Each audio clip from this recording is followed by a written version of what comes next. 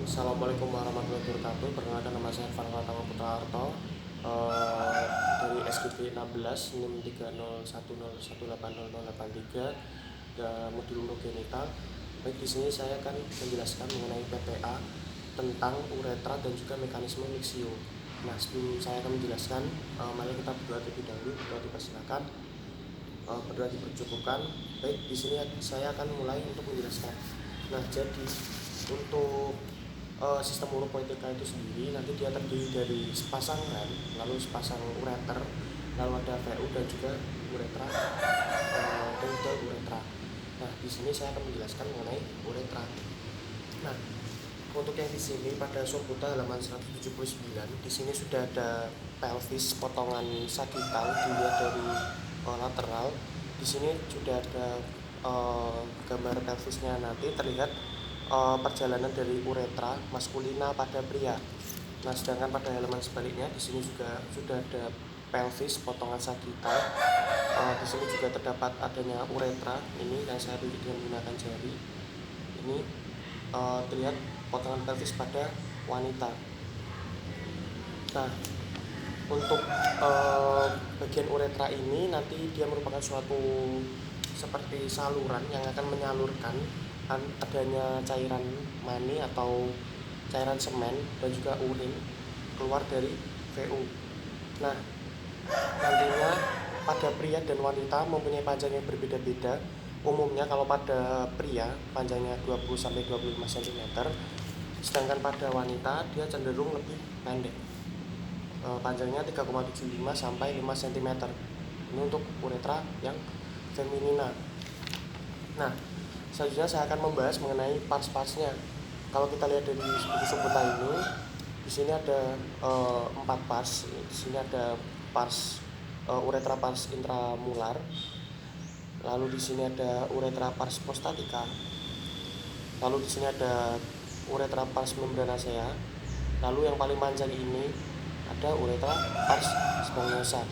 Nah, untuk memudahkannya kita menggunakan gambar yang ini. Nah, saya akan menggunakan gambar ini yang terlebih dahulu. Mohon maaf apabila tidak terlihat ya. Jadi yang pertama saya akan menjelaskan mengenai uretra pars intermolaris, di mana uretra pars intermolaris ini nanti dia letaknya di bagian dinding posterior dari vesika urinaria dan dia mempunyai panjang kurang lebih 1 cm di bagian dinding VU.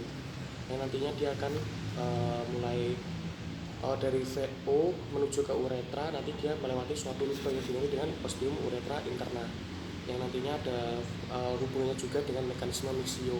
Yang nanti dia apabila menyempit, nanti dia akan urinnya tidak keluar. Apabila dia melebar, nanti dia urin akan keluar dari VO menuju ke uretra. Nah, selanjutnya ada uretra pars prostatica, di mana uretra pars prostatica itu yang ini. Dia yang dikelilingi oleh glandula prostatica. Ini ada prostatnya. Dia panjangnya kurang lebih 3 sampai 3,5 cm. Nah, itu untuk yang urea pars prostatica, di mana nanti urea pars prostatica ini, kalau kita lihat pada gambar yang sebelah kirinya saya, di sini dia terdapat crista uretralis. Ini ya, crista uretralisnya. Di mana di bagian tengahnya ini kalau kita lihat dia terdapat utriculus prostaticus. Nah, untuk pada utriculus prostaticus ini nanti dia merupakan muara dari ductus ejaculatorius, sedangkan yang dari crista uretralis pada bagian sisinya akan dilewati oleh ductus prostaticus. Nah, itu untuk yang penjelasan dari uretra pars prostatica. Selanjutnya kita akan bahas mengenai yang uretra pars membranacea ini. Nah, pada uretra pars membranacea ini dia merupakan struktur pada uretra yang paling tipis, paling pendek. Panjangnya hanya kurang lebih 1 sampai 2 cm ya di bagian ini. Uretra pars membranacea dia dikelilingi oleh otot-otot sphincter uretra eksterna. Nah, pada bagian ini juga apabila pada pria dilakukan adanya suatu kateterisasi transuretral, pada uretra pars membranacea ini yang dia paling sering adanya terjadi robekan.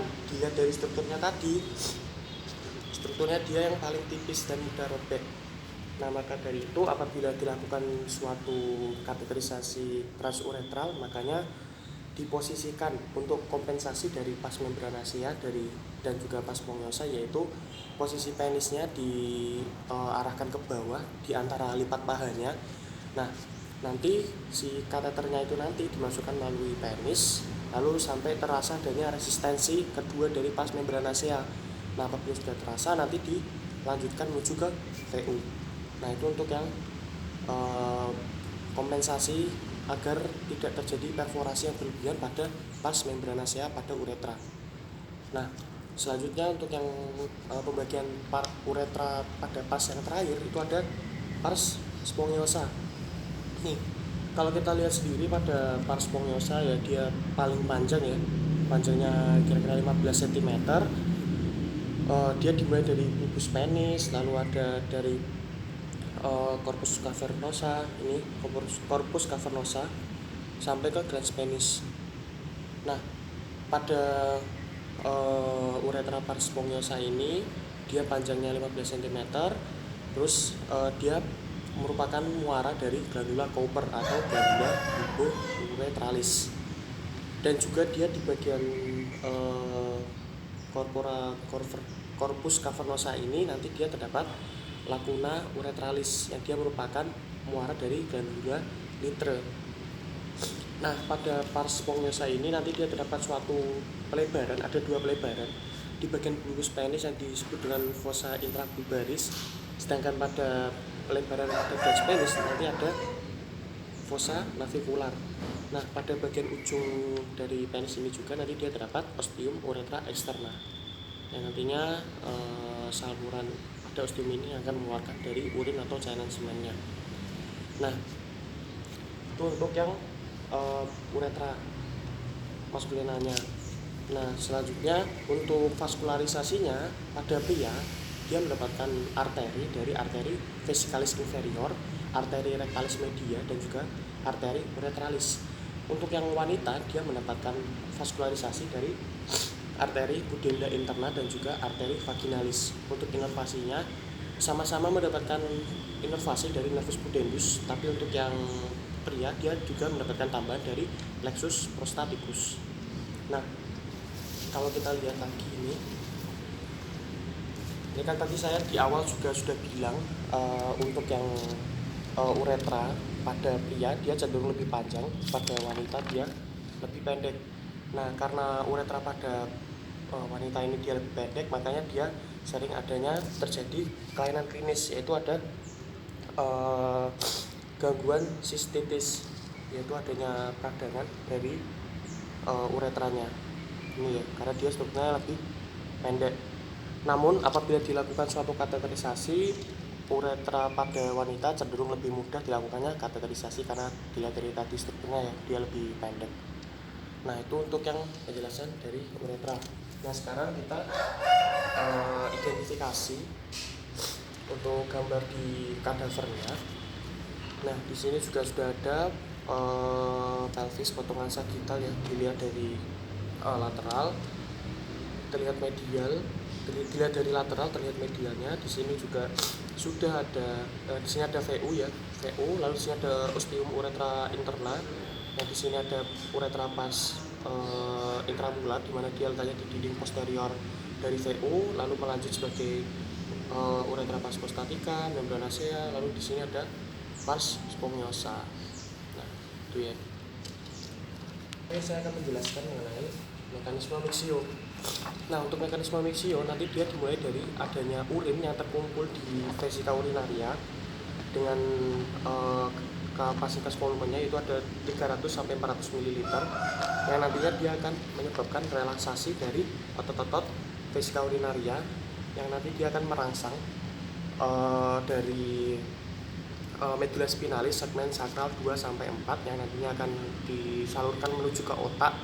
Nanti otak akan memerintahkan dari serabut parasimpatisnya yaitu nervus splagnicus pelvicus nanti dia akan menyebabkan dinding dari diafragma VU dan juga dinding anterior abdomen nanti dia berkontraksi sehingga dia bisa meningkatkan dari tekanan abdomen. Nah, setelah itu dia menyebabkan adanya muskulus pubococcygeusnya yang relaksasi. Nah, muskulus pubococcygeusnya relaksasi, nanti dia bisa cervix uterinya bisa turun. Cervix vesica turun, bisa menyebabkan dari kontraksi dari muskulus detrusor vesica, yang nanti muskulus detrusor vesica akan memendekkan dari uretra, yang nanti dia inhibisi dari muskulus sphincter uretra interna, yang nanti bisa membuka dan juga melebarkan dari ostium uretra interna sehingga urin bisa keluar dari VU menuju ke uretra. Nah, untuk mekanisme mixio ini yang paling penting itu adalah adanya hubungan dari kedua otot, yaitu ada musculus pubococcygeus dan juga musculus detrusor vesica. Nah, untuk yang apabila urin bisa keluar itu karena adanya relaksasi dari musculus pubococcygeus. Untuk yang apabila urin tidak keluar itu karena adanya kontraksi dari musculus pubococcygeus dan relaksasi dari musculus detrusor vesica. Seperti itu. Nah, cukup dari saya. Terima kasih atas perhatiannya. Saya juga mau menambahkan, ini tadi saya belum menambahkan, ini adalah gambar potongan frontal dilihat dari anterior dari penis, bisa dilihat dari uretranya ya. Baik, terima kasih atas perhatiannya. Wassalamualaikum warahmatullahi wabarakatuh.